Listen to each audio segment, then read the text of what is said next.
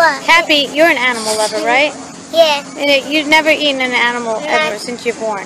Tell me what your diet's like since you're born, and how old are you? I'm 8 and my diet's like, all I eat is fruit and vegetables. And you're not even interested in ice cream, pizza, or anything that people are eating, right? No. How come? It just looks, to me it looks yucky. Yeah?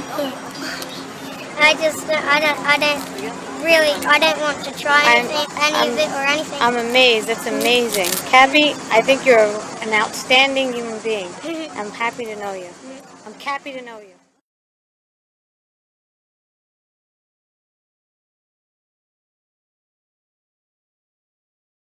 Hi, Cappy.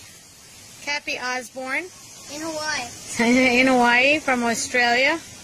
Ann Osborne is your mother. She wrote a book called The Path to Paradise, one of my favorite books. She's like the ambassador for fruit trees. She absolutely loves fruit, and she's been thriving on a fruit-based diet, well, just fruit, for about 23 years. Wow. And she looks great. She's energetic, and she's really thriving. And I believe that she was pregnant with you when she was also doing this lifestyle, right? Mm-hmm. And you look pretty healthy to me. You look like you're thriving. You're a brilliant, brilliant boy. How old are you? 11. 11. Turned 11 on the 16th of March.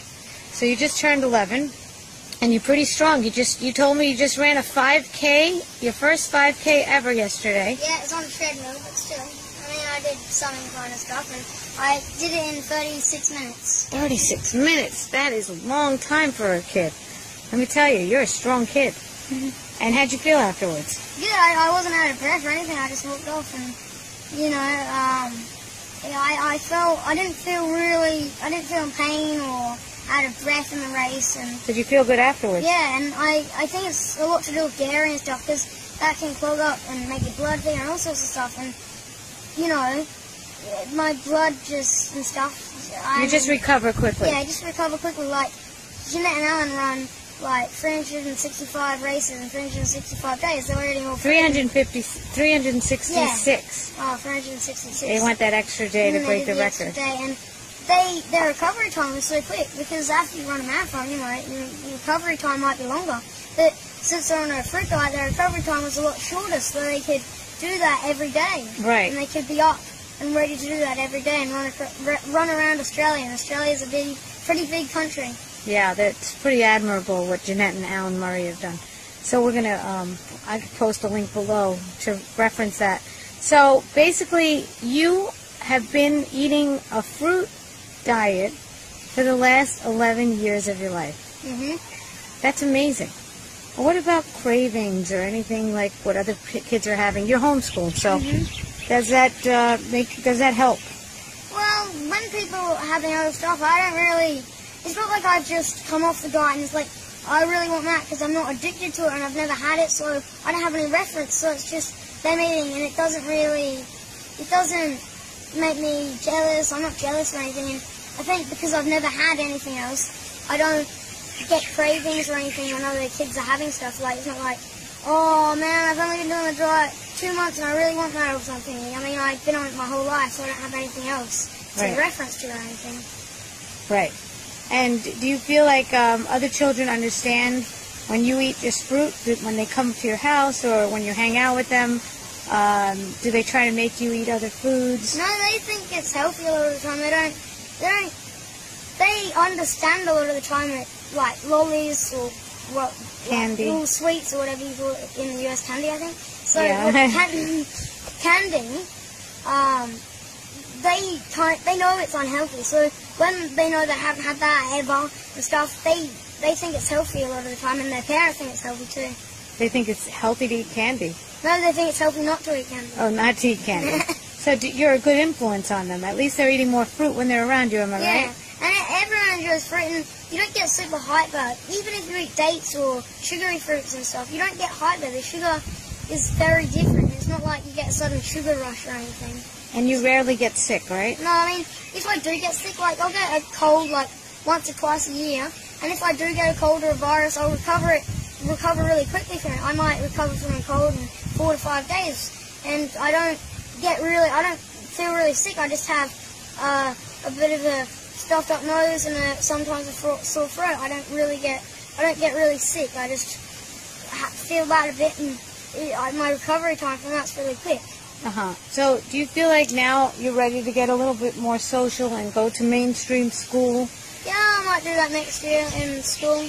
So I'll be in 7th grade in Australia. Yeah. I think you're very bright. I really do. And I really commend your mother for being a pioneer and trying to do something different where nobody else really did it in your area. And are there any other homeschooled kids near you? Yeah, there's quite a few homeschool kids, and I have friends on the internet and stuff I talk to, and I do homeschool groups and stuff. And I have 3 friends near where I live. Yeah. So, do you feel like you're happy? Well, I think that maybe homeschooling has allowed you to travel, and that's a really big benefit. And I can learn when I travel. I went to Brunei, and I learned a lot of different religions, cultures, all sorts of different things. And you don't learn that until, like, when you go out for a field trip in school, you don't go out to, you might go out somewhere like to somewhere, but you don't go to another country and you don't learn things there. I went tracking in the jungle with someone who's been in the jungle, lived in the jungle their whole life, and they knew everything. They knew tons of things, like they knew how to get water, how to plant, they knew how to do this, that. I had loads. I was full when I was in the jungle with him. Seriously, I just kept eating, kept giving me different things to eat. He knew not to combine things with things, because it can be bad, and all sorts of things. So I learned things like that, and you can't learn that in the jungle. He knew things that you can't find on the internet. And he's been in the jungle all his life, and I learned a lot from that. You can't just, school doesn't teach you everything. I've been the extra mile, I've been traveling around the world, and that's also another good thing I've learned. Yeah, and it's clear that you also are aware of what's going on around the world, as opposed to somebody that's just sitting in a classroom being told. I've been there, and I've been to those places. I've been to different cultures, different traditions. I've been, and I've done lots of different things. You can't get that experience in a classroom. And now that you find that Australia is your home, but do you find yourself wanting to live anywhere else, like maybe America one day, or work in America or something like that? I don't know. I mean, I'm probably going to be someone who lives in Australia and goes over to other countries a couple of times a year. So I'll go to the US, I'll go to Canada in the winter sometimes for a bit of fun, because it get pretty cold there. I might go to, I have an English passport as well, so I could go live in England and stuff. Were you born in England? No, I was born in Australia, but my mum is from England. My dad was born in Australia, but mum is from England, so I have an English passport, so that's good. So I have 2 passports. You have a brother as well, right? How old is he? He's 23. And what does he do? He's in the Australian Army. And he grew up also vegan, yeah? Or mostly raw? He grew up raw vegan until he was 14. Until he was 14. And then he was homeschooled until 14? No, he just went to normal school. All his life? Yeah.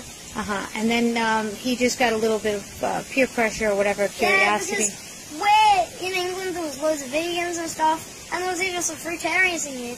But when he moved to Australia, there wasn't even a vegetarian in his class, and that was hard for him. That's why your mother's a pioneer, because really nobody else was doing it. Now, thank God, there's internet, there's fruit festivals that you keep going to, and you're benefiting, I think, a little bit more than your brother did.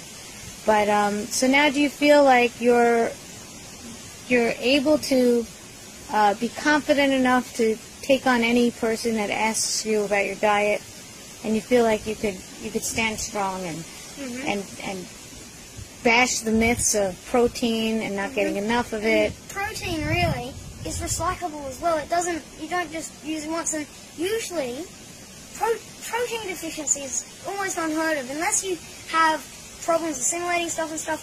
Protein deficiency isn't something, it's just something that's made out too much. It's like a big thing that's like all the protein and stuff, and people think, well, how can he survive on a diet? He must be unwell and stuff. And to me, I just ran my first 5K race on it while I was on a treadmill, but still, and I did it in 36 minutes, and I wasn't out of breath afterwards. I mean, I did that, and I could just do that, and I mean, I feel happy and healthy. I mean, if you feel healthy in yourself, it doesn't really matter what other people say, because other people aren't you. They can say whatever they want, but it's still not going to make any difference to how you feel. Like, you're the only one who knows how you feel. Well said, I felt Cappy. good. Well said. This is a continuation of the last video that we made when you were age 7. No, 8. You were 8 at the time? I think so. Okay. It was in Central Park. Bit different to Hawaii. It was, yeah, it's a bit different. Central Park in New York. Well, it's always a pleasure, Cappy, to have you around. I always love when you're here. I always nickname you Happy with an H. Cappy. Happy Cappy. All right, baby. I love you. You know I don't say baby for nobody. I'm giving you a thumbs up. That's my thumb. Okay, guy. Yeah. Talk to you soon. Till next time, right?